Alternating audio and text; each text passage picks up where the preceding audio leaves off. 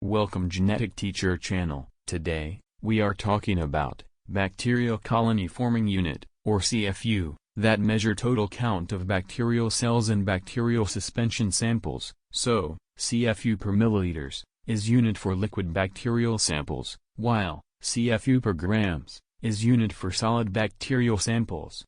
Therefore, CFU per milliliters equal multiplication of colonies numbers by total dilution factor divided to volume of culture plated in milliliters.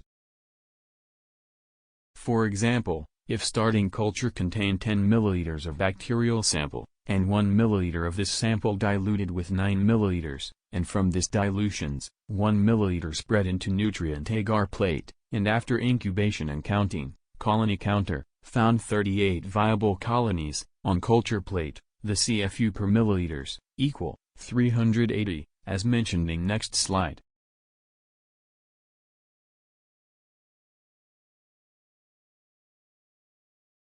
Thanks for attention. Please like and share and subscribe Genetic Teacher videos and channel.